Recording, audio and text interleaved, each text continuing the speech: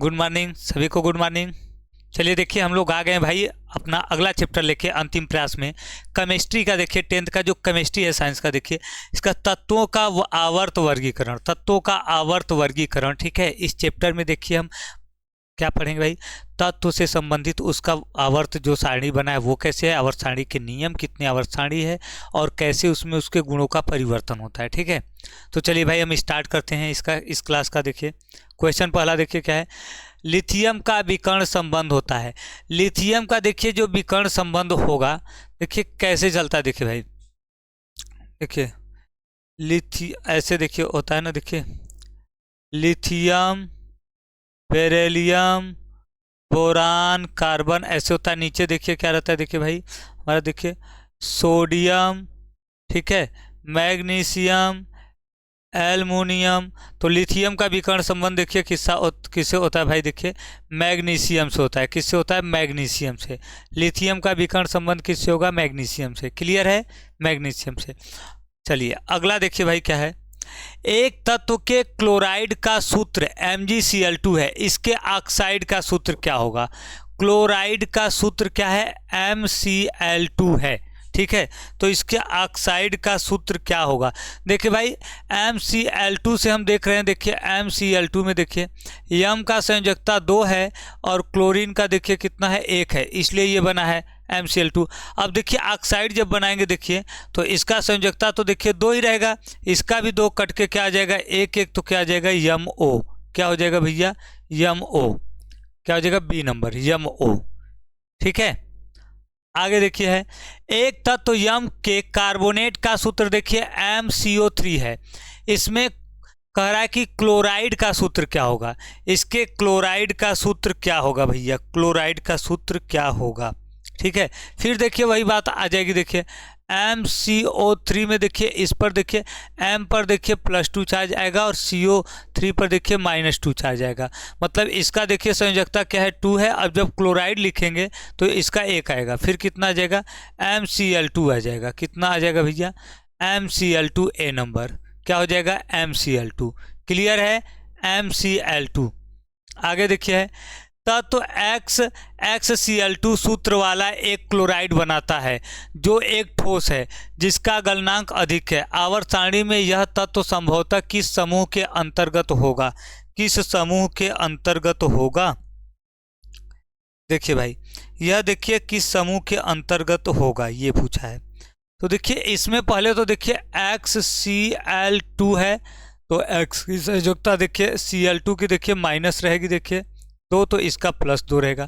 मतलब ऐसा तत्व है जिसपे +2 चार्ज है। सोडियम पे देखिए +1 होता है, मैग्नीशियम +2, +3, सिलिकॉन पे देखिए प्लस या -4 होता है, दोनों हो सकता है। अब +2 वाला कौन सा है? देखिए मैग्नीशियम वाला, इसी समूह का हो सकता है जिसपे +2 चार्ज हो। ठीक है, आगे देखिए क्या है, निम्नलिखित में किसका आकार बड़ा है? किसका आकार बड़ा है भाई? इसमें से किसका आकार बड़ा है? तो देखिए सबसे नीचे यही है ना, रुबिडियम। हमारे लिए ना करो रब से फरियाद, सबसे नीचे यही आ रहा है, तो इसका आकार सबसे बड़ा है। आगे देखिए, निम्नलिखित में कौन सा तत्व अधिक विद्युत धनी है? सबसे अधिक विद्युती धन तत्व कौन सा है? सबसे अधिक विद्युती धन तत्व देखिए पोटेशियम है। क्या है भैया? पोटेशियम। सबसे अधिक धन विद्युती तत्व कौन सा है? पोटेशियम है। इसके बाद देखिए, निम्नलिखित में कौन सा तत्व सबसे अधिक ऋण विद्युती है? सबसे अधिक ऋण विद्युती तत्व, अच्छा कौन सा? देखिए भाई फ्लोरीन। फ्लोरीन का देखिए ऋण विद्युती तत्व सबसे अधिक है, ऋण गुण। आगे देखिए, विकर्ण संबंध रखने वाले तत्व हैं। लिथियम बेरिलियम से तो रखता नहीं, लिथियम मैग्नीशियम से रखता है। अभी हम लोग पढ़े थे पहले क्वेश्चन में, देखिए पढ़े थे ना, lithium, beryllium, boron, carbon, nitrogen, ऐसे चलता है। इधर देखिए सोडियम, मैग्नीशियम, एल्युमिनियम, सिलिकॉन, ऐसे चलता है। देखिए लिथियम का मैग्नीशियम के, बेरिलियम का एल्युमिनियम से, बोरान का सिलिकॉन से, ऐसे चलता है। अब यहाँ देखिए बेरिलियम का सिलिकॉन से दिया है जबकि बेरिलियम का एल्युमिनियम से है। बोरान का है सिलिकॉन से, लिथियम का सोडियम दे दिया, लिथियम सोडियम तो पास पास है, तो राइट आंसर कौन सा है? बी।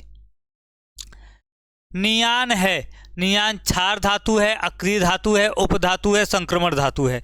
नियान इसमें से क्या है भैया? तो नियान देखिए एक अक्रिय धातु है। क्या है? अक्रिय, अक्रिय धातु है ना। नियान अक्रिय गैस है, ये कोई क्रिया नहीं करता है। आगे देखिए, यूरेनियम है क्षार धातु, अधातु, रेडियो एक्टिव या फिर गैस। तो देखिए यूरेनियम क्या है भाई? देखिए रेडियो एक्टिव है। यूरेनियम देखिए, यूरेनियम हो गया, थोरियम हो गया, रेडियम हो गया, ये सब ऐसे तत्व हैं जो ऊर्जा का विकिरण के रूप में स्वतः उत्सर्जन करते रहते हैं। हमेशा क्या करते रहते हैं? उत्सर्जन करते रहते हैं। तो ये क्या हो जाएगा? Radio active. आगे देखिए क्या है? क्षारीय धातुएं हैं। इसमें से भैया क्षारीय धातुएं कौन सी हैं?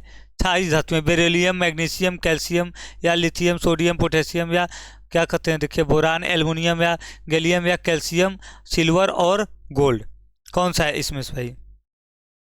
तो देखिए क्षारीय धातु देखिए यही है, और इसका नाम भी होता है देखिए क्षारीय मृदा धातु। क्या होता है? क्षारीय मृदा धातु। ठीक है, आगे चलते हैं। चलिए आगे देखिए, निम्नलिखित में से कौन सा तत्व धात्विक है? कह रहा है कि भाई निम्नलिखित में से कौन सा तत्व धात्विक है, मतलब धातु का गुण रखता है। सीधे सीधे पता चल रहा है भाई, लिथियम है। क्या है? लिथियम। लिथियम क्या है? धात्विक है। चलिए भाई, अब देखिए, अब हम सब्जेक्टिव आ जाते हैं।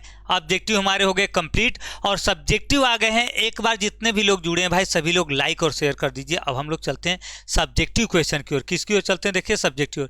मेंडलीव का आवर्त नियम क्या है, इसकी व्याख्या कीजिए भैया। क्या है? देखिए मेंडलीव का आवर्त नियम क्या है। ठीक है, अब देखिए इस नियम के अनुसार, मेंडलीव के नियम के अनुसार देखिए, तत्वों के भौतिक और रासायनिक गुण उनके परमाणु भार के आवर्ती फलन होते हैं। मेंडलीव ने क्या बताया था कि तत्वों के भौतिक और रासायनिक गुण उनके परमाणु भार के आवर्ती फलन होते हैं। मतलब परमाणु भार में जैसे जैसे क्या होगी? वृद्धि होगी, उसी प्रकार से तत्व के रासायनिक और भौतिक गुण में क्रमिक रूप से परिवर्तन होगा, ये बताया था उन्होंने। अर्थात तत्वों को उनके परमाणु भार के देखिए बढ़ते क्रम में रखने पर समान गुण वाले तत्व एक नियमित अंतराल के बाद फिर दोहराते हैं, फिर उस अंतराल के बाद फिर से वही गुण आएंगे। ऐसा मेंडलीव का ये नियम था। ठीक है, अगला क्वेश्चन देखिए क्या है। देखिए दे दिया कि क्लोरीन देखिए 1735 है द्रव्यमान संख्या का, इलेक्ट्रॉनिक विन्यास लिखिए तथा आवर्त सारणी में इसका स्थान भी लिखिए। आवर्त सारणी में स्थान देखिए 17 है, इसमें देखिए इलेक्ट्रॉन, तो इसका देखिए इलेक्ट्रॉनिक विन्यास क्या रहेगा? देखिए 2 8 7 रहेगा। हम लोग पढ़े अष्टक नियम से 2 8 18 ऐसे चलता है, तो 2 8 7 हो जाएगा। चूंकि इसके इलेक्ट्रॉनिक विन्यास में 3 कोष सम्मिलित हैं, अतः इसके अंतिम कोष में तथा अंतिम कोष में कितने हैं? देखिए 7 इलेक्ट्रॉन है। अतः इसका आवर्त सारणी में देखिए जो आवर्त होगा तृतीय होगा। जितने कोष हैं देखिए, 1 कोष हो गया, 2 कोष, 3 कोष, जितने इसमें कोष आएंगे उतने आवर्त होंगे। 3 कोष है तो आवर्त तृतीय है। और देखिए इसके अंतिम कोष में 7 है इलेक्ट्रॉन, मतलब ये क्या होगा? सप्तम ए समूह का होगा। किसका? सप्तम ए समूह का, 7वें ए समूह का। आगे देखिए है, आवर्त तथा वर्ग में परमाणु त्रिज्या का परिवर्तन किस प्रकार से है, समझाइए। आवर्त और वर्ग में परमाणु त्रिज्या जो होती है किस प्रकार परिवर्तित होती है? तो देखिए आवर्त में बाएं से दाएं जाने पर परमाणु त्रिज्या घटती है। देखिए कह रहा आवर्त में बाएं से दाएं ओर जाने पर परमाणु त्रिज्या घटती है। ठीक है, नाभिक में आवेश बढ़ने से यह इलेक्ट्रॉन को नाभिक की ओर अधिक बल से खींचता है, जिससे परमाणु का आकार घट जाता है। अब देखिए वर्ग में ऊपर से नीचे की ओर जाने की ओर परमाणु का आकार क्या होता है? बढ़ता है, क्योंकि इलेक्ट्रॉनिक विन्यास में एक कोष बढ़ जाता है। देखिए जैसे ही ऊपर रहेंगे 1 कोष रहेगा, नीचे जाएंगे 2 कोष हो जाएगा, 3 कोष आ जाएगा। जब कोष की संख्या बढ़ेगी तो उसका आकार बढ़ेगा, और आकार बढ़ेगा तो उसका परमाणु त्रिज्या भी बढ़ जाएगा। ठीक है, तो ये देखिए हो गया, पहले बाएं से दाएं जाने पर बढ़ता है, फिर ऊपर से नीचे जाने पर। ये क्लियर है? अगला देखिए क्वेश्चन क्या है भाई, देखिए संक्रमण तत्वों पर संक्षिप्त टिप्पणी लिखिए। संक्रमण तत्वों पर संक्षिप्त टिप्पणी लिखना है भैया। तो देखिए क्या है, संक्रमण तत्वों पर संक्षिप्त टिप्पणी देखिए क्या है, मेंडलीफ ने केवल 8वें समूह के तत्वों को संक्रमण तत्व माना। देखिए पहले तो है कि मेंडलीफ ने जो 8वां समूह का तत्व है इसको क्या माना, संक्रमण तत्व माना। परंतु अब दीर्घाकार आवर्त सारणी में इस शब्द का प्रयोग उन सब तत्वों के लिए किया जाता है जो प्रारूपिक तत्वों से भिन्न होते हैं। जो प्रारूपिक तत्व से भिन्न होते हैं उनको संक्रमण मान लिया गया है। इस प्रकार बी उपवर्ग के सभी, जितने भी बी उपवर्ग के सभी तथा 8वें समूह के तत्व को संक्रमण तत्व कहते हैं। मतलब जितने भी बी उपवर्ग वाले तत्व हैं और 8वें समूह के तत्व सबको क्या कहते हैं, संक्रमण तत्व कहते हैं।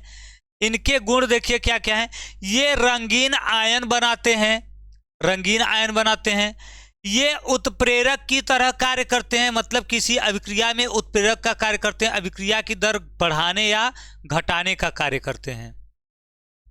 आगे देखिए, ये परिवर्ती संयोजकता प्रदर्शित करते हैं। ये इनकी संयोजकता जो होती है देखिए परिवर्तित, जैसे देखिए हम अगर एग्जाम्पल में ले, जैसे देखिए हमारा मान लीजिए क्या है, देखिए कि सल्फर है, इसका संयोजकता कहीं कहीं पे 6 होता है, कहीं कहीं पे 4, ऐसे बदल के रहता है ना। ठीक है, तो ये क्या है देखिए हमारा ये संक्रमण तत्व है। ये संकीर्ण लवण बनाते हैं। इन तत्वों में समचुंबकीयता पाई जाती है, मतलब समचुंबकीयता, समान चुंबकीय गुण पाए जाते हैं इन तत्वों में। ये इसके क्या है, विशेषता है। आगे देखिए, आवर्त सारणी में आवर्त तथा समूह को परिभाषित कीजिए।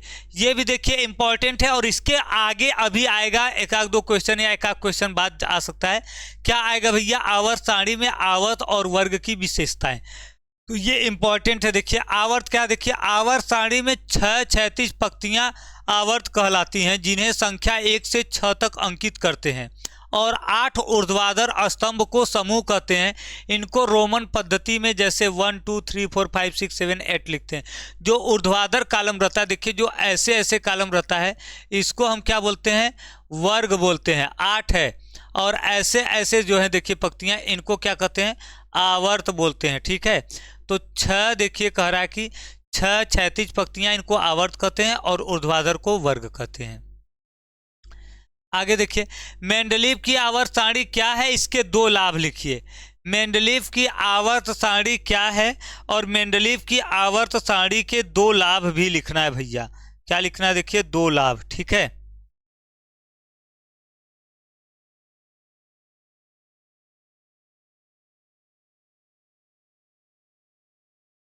चलिए देखिए, मेंडलीव की आवर्त सारणी में तत्वों को उनके परमाणु भारों के बढ़ते क्रम में व्यवस्थित किया गया है।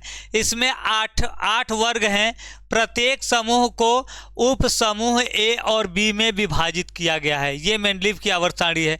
अब मेंडलीव की आवर्त सारणी के लाभ हैं, देखिए 2 लाभ लिखना है भाई। देखिए पहला लाभ और दूसरा लाभ हम देखिए लिखेंगे। पहला देखिए हम लिखेंगे कि मेंडलीव की आवर्त सारणी से तत्वों के अध्ययन में सुविधा हुई। पहला तो हम यही देखिए लिख देंगे।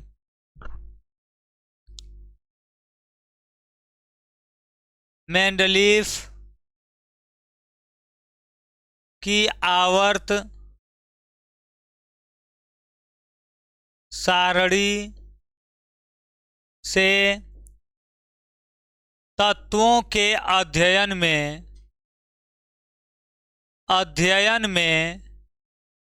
सुविधा हुई। क्या हुई भाई, सुविधा हुई। ठीक है, ये पहला हो गया। दूसरा देखिए क्या, देखिए मेंडलीव के आवर्त सारणी से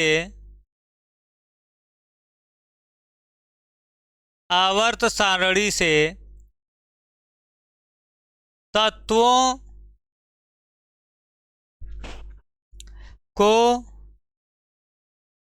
के परमाणु भार ज्ञात करने में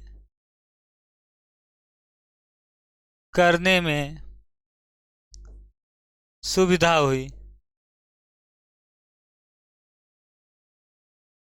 ठीक है, 2 गुण लिखने थे भाई, मेंडलीव के आवर्त सारणी के 2 गुण लिखने थे। ठीक है, अब देखिए अगला क्या है, देखिए भाई, मेंडलीव का आवर्त नियम तथा इस सारणी की 2 विशेषताएं लिखिए। मेंडलीव का आवर्त नियम लिखना है और इस सारणी की 2 विशेषताएं। तो देखिए हम क्या लिखेंगे भाई, देखिए मेंडलीव का आवर्त नियम, देखिए मेंडलीव का आवर्त नियम, आवर्त नियम देखिए क्या है मेंडलीव का, वही है जो अभी हम लोग पढ़े थे भाई, कि तत्वों के भौतिक और रासायनिक गुण उनके परमाणु भार के आवर्ती फलन होते हैं। तत्वों के भौतिक तथा रासायनिक गुण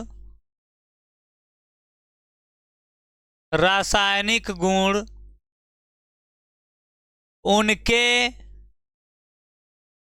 परमाणु भारों के आवर्ती फलन होते हैं। आवर्ती फलन होते हैं। ठीक है, उनके परमाणु भारों के क्या होते हैं, आवर्ती फलन होते हैं, ये हो गया। और इसका देखिए गुण जो हो गया या विशेषता हो गया, देखिए अभी हम लोग देखिए लिखे भाई, इसका गुण या विशेषता देखिए हम लोग अभी लिखे, देखिए पिछले क्वेश्चन में देखिए 2 विशेषता लिख दिए, 2 गुण लिख दिए ना, लाभ हो गया या फिर क्या कहते हैं गुण लिख सकते हैं या विशेषता लिख सकते हैं। या तो हम देखिए आप लिख सकते हैं, देखिए मेंडलीव की आवर्त सारणी में तत्वों को देखिए 8 ऊर्ध्वाधर कॉलम और 6 पंक्तियों में व्यवस्थित कर दिया गया। ठीक है, और इसी प्रकार 12 और 8 में 12 और 98, फिर इसमें परमाणु भार में सुविधा हुई। जो जो लाभ है वही इसके क्या है, विशेषता है। विशेषता का मतलब लाभ ही हुआ, तो वही लिख देंगे भाई, ये दोनों तो हो जाएंगे हमारे। ठीक है, आगे देखिए क्या है, मेंडलीव की आवर्त सारणी मतलब जो मूल आवर्त सारणी है के लाभ का वर्णन कीजिए। मेंडलीव की मूल आवर्त सारणी के लाभ का वर्णन करना है भाई, लाभ के बारे में बताना है। तो देखिए पहला क्या है, मेंडलीव के मूल आवर्त सारणी के लाभ, गुण, विशेषता या उपयोगिता, इसके प्रमुख लाभ निम्नलिखित हैं। देखिए इसका लाभ पूछे, गुण पूछे, विशेषता पूछे, सब एक ही है। ठीक है, देखिए पहला क्या, देखिए तत्वों के गुणों के अध्ययन में सुविधा, जो हम लोग पहला पॉइंट लिखे थे, क्या देखे, मेंडलीव की मूल आवर्त सारणी से तत्वों के भौतिक तथा रासायनिक गुणों का अध्ययन सरल हो गया। चूंकि समान गुण वाले तत्वों को एक ही समूह में रखा गया, अतः किसी समूह के किसी एक तत्व का अध्ययन कर लेने पर उस समूह के सभी तत्वों का अध्ययन हो गया। देखिए वैसे क्या था, हमें सभी तत्वों का अलग अलग अध्ययन करना होता था। वैसे देखिए हमें सभी तत्वों का अलग अलग अध्ययन करना होता था, लेकिन मेंडलीव के आवर्त सारणी बनाने के बाद एक समूह के सभी तत्वों के गुण समान थे, तो उनके अनुसार देखिए किसी एक वर्ग के एक ही तत्व का, ठीक है, एक समूह के एक ही तत्व के बारे में पढ़ लिए तो सभी के गुण लगभग में वही है, थोड़ा बहुत परिवर्तन करके, तो सुविधा हो गई। दूसरा देखिए क्या है, तत्वों का सही परमाणु भार ज्ञात करना। सन 1869 से पहले बेरिलियम का परमाणु भार 13.5 माना जाता था। बेरिलियम के गुण मेंडलीव की मूल आवर्त सारणी के द्वितीय समूह के तत्व के गुण के समान थे, अतः मेंडलीव की मूल आवर्त सारणी में बेरिलियम द्वितीय समूह में स्थित होना चाहिए।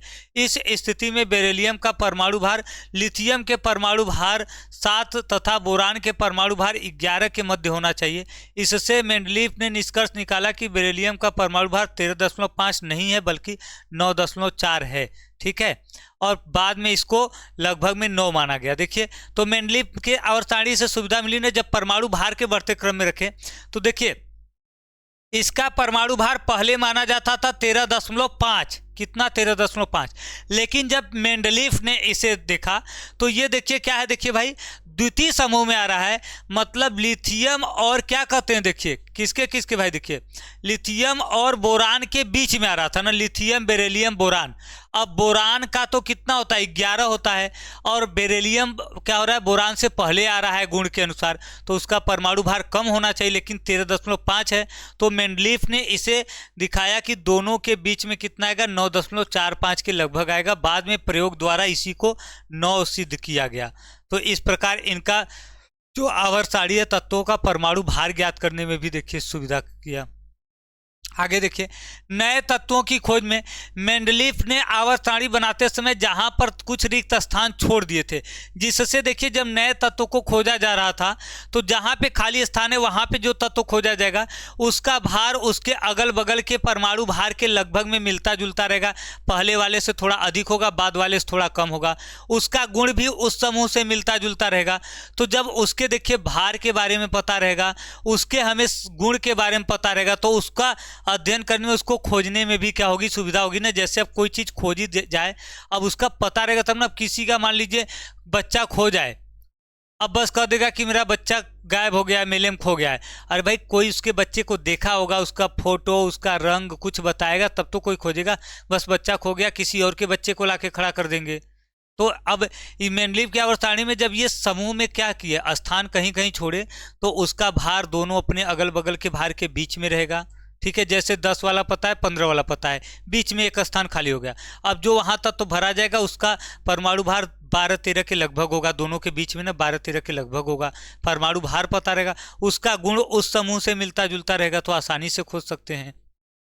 ठीक है, अब देखिए मेंडलीफ की आधुनिक या संशोधित आवर्त सारणी के सामान्य लक्षण लिखिए। मेंडलीफ की आधुनिक या संशोधित आवर्त सारणी के सामान्य लक्षण लिखना भाई। सामान्य लक्षण क्या क्या है देखिए, हम लिखेंगे।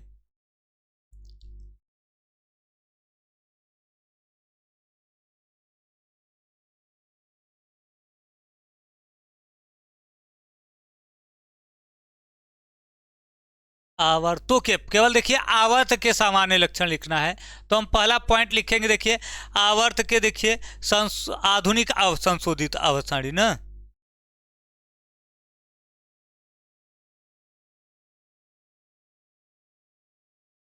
देखिए आवर्त में बाएं से दाएं जाने पर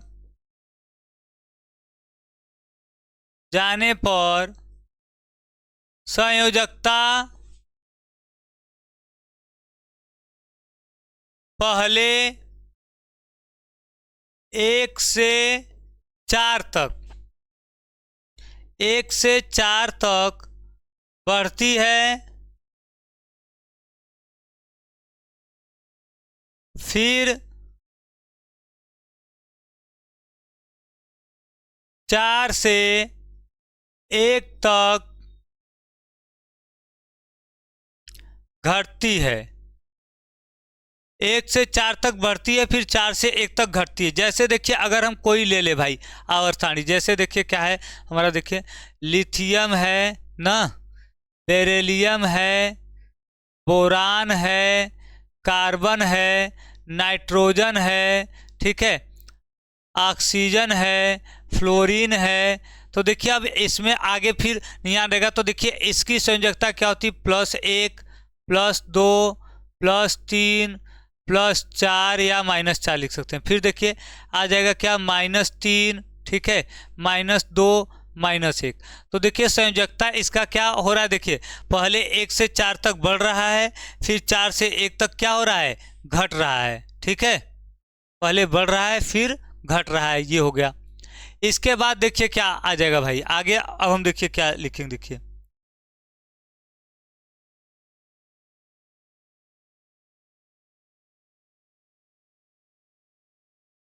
दूसरा देखिए क्या रहेगा, देखिए प्रत्येक आवर्त में, प्रत्येक आवर्त में आवर्त में बाएं से दाएं, बाएं से दाएं जाने पर धात्विक गुण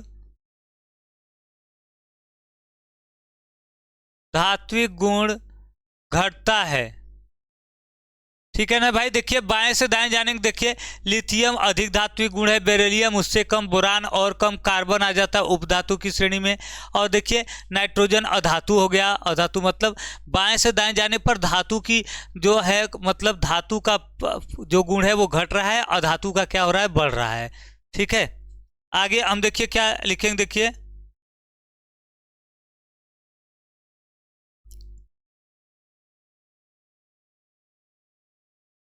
देखिए तीसरा, देखिए हम क्या लिखेंगे। देखिए बाएं से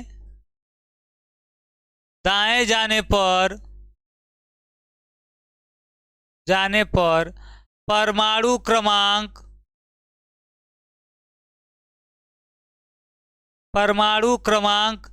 बढ़ता है। परमाणु क्रमांक क्या होगा भैया, बढ़ता है बाएं से दाएं जाने पर। ठीक है, परमाणु क्रमांक क्या रहेगा, देखिए बढ़ेगा। ठीक है, और क्या हम लिख सकते हैं, देखिए और क्या लिख सकते हैं भाई, देखिए क्या लिख सकते हैं। देखिए बाएं से दाएं जाने पर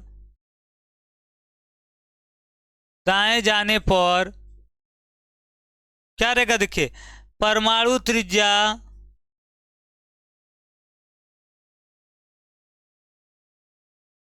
घटती है। परमाणु क्रमांक बढ़ेगा, परमाणु त्रिज्या क्या होगी, देखिए घटेगी। ठीक है, अब देखिए अगला क्या क्वेश्चन, देखिए दीर्घाकार आवर्त सारणी की प्रमुख विशेषता है। मैंने पहले ही बताया था, दीर्घाकार आवर्त सारणी और आवर्त सारणी की विशेषता दोनों इंपॉर्टेंट है। आवर्त सारणी पहले हो चुका है, विशेषता अब हम लोग देख रहे हैं।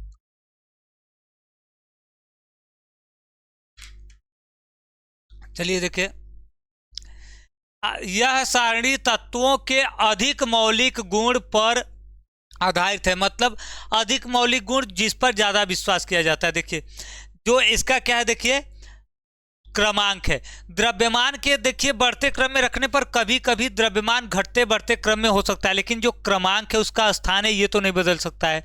क्रमांक हमेशा सेम रहेगा, इसलिए परमाणु क्रमांक पर बनाया गया है।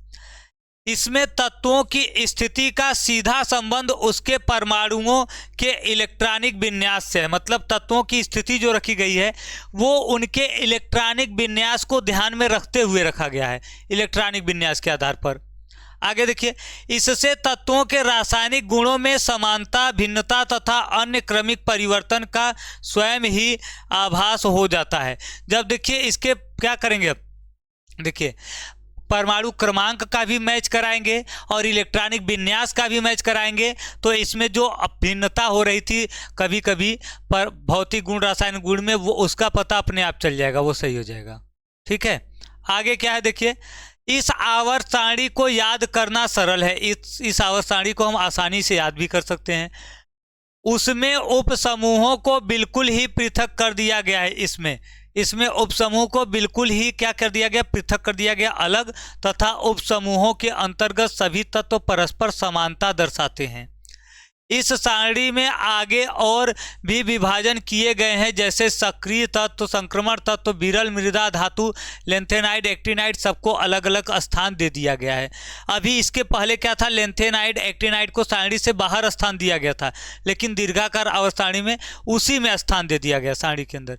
जैसे ही मेंडलीव की आवर्त सारणी में अनेक अनुमान गलत निकाले गए, इस सारणी में ऐसा कोई गलत अनुमान नहीं निकला। जैसे कि देखिए कह रहा है, जैसे कि मेंडलीव की आवर्त सारणी में भाई गलत अनुमान निकाले गए, लेकिन इसमें ऐसा नहीं है। तो जाहिर सी बात है, मेंडलीव ने पहले बनाया था नियम, पहले सारणी बनाई थी, तो कुछ त्रुटियां थी, उसको सुधार करते करते दीर्घाकार आ गया। अब इसमें कोई त्रुटि नहीं है। तो ये सब इसकी क्या विशेषताएं हैं। संक्रमण तत्वों का देखिए शब्दार्थ यहाँ अति स्पष्ट रूप से प्रकट होता है। संक्रमण तत्व के बारे में बहुत अच्छे समझाए हैं।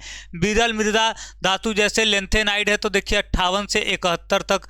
ठीक है, रेडियो धातु तत्व एक्टिनाइड क्या होते हैं, देखिए क्या कहते हैं, देखिए 90 से 103 तक के हैं। सब इसमें अच्छे से पूरा दिया गया है। तो ये देखिए हमारा क्या था भाई, तत्वों का तत्व वर्गीकरण, इस चैप्टर से संबंधित जितने भी महत्वपूर्ण क्वेश्चन थे आप इसको तैयार कर लेंगे। इसमें यही था, हम बताए थे आवर्त सारणी है, उसके नियम हैं, उसकी विशेषताएं हैं, बस यही है, इससे ज़्यादा इसमें कुछ नहीं है। तो आप लोग भाई इसको अच्छे से तैयार कर लेंगे, ठीक है। अब मिलते हैं, आप लोगों के लिए इम्पॉर्टेंट क्वेश्चन लेकर आएंगे, ठीक है, पूरे साइंस के, क्योंकि चैप्टर वाइज आप पढ़ लिए हैं, अब आप एक बार महत्वपूर्ण सभी क्वेश्चन करेंगे और जितना बताया जा रहा है सब आप तैयार करते जाइए भाई। नोट्स बना के पीडीएफ मिलता है, पीडीएफ भी आप लेकर तैयार कर सकते हैं, नहीं तो नोट्स बना के वहाँ से भी आप तैयार कर सकते हैं, ठीक है। चलिए तो मिलते हैं नेक्स्ट क्लास में, तब तक के लिए सभी को बाय बाय भाई, तैयारी करते रहिए अच्छे से।